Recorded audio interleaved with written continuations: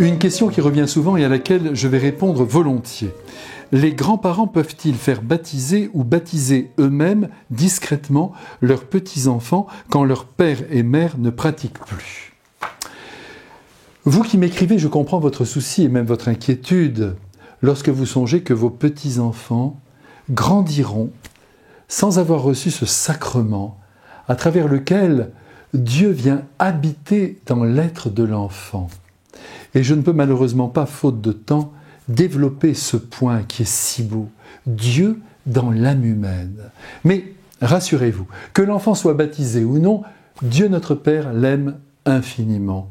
Et croyez-moi, au cours de sa vie, que j'espère longue, il lui offrira de multiples occasions de le découvrir, jusqu'à l'inviter à demander lui-même le baptême. Il arrive d'ailleurs assez souvent que des enfants de 8 ans, de 10 ans, de 14 ans demandent le baptême. Et là, je vous assure que les parents ne s'y opposent jamais.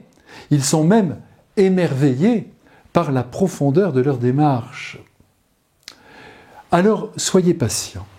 Aussi, je vous déconseille formellement de mettre votre petit-fils ou votre petite-fille sous le robinet et de les baptiser, d'autant plus qu'ils ne sauront pas qu'ils sont chrétiens. La foi ne pourra donc pas se développer en eux, et il se peut aussi qu'un jour, en apprenant que vous les avez baptisés sans l'accord de leurs parents, ils se rebellent et tournent le dos à Dieu pour toujours.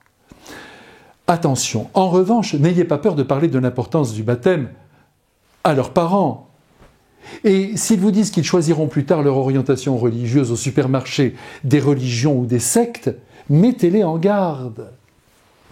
Donc c'est entendu, suivez mon conseil. Je vous en supplie, ne les baptisez pas en cachette. Faites-leur plutôt découvrir, à travers votre bonté, le bonheur qu'il y a à vivre unis à celui que nous appelons Dieu et dont Jésus nous a montré le visage. Dites aussi à vos petits-enfants, avec finesse et au bon moment, qu'il y a plus grand que l'homme et qu'après la mort, dans 100 ans, ils le verront. Il faut absolument qu'ils perçoivent qu'ils ne sont pas, eux, des petits dieux qui ont tous les droits, y compris celui d'être égoïste et de dominer les autres.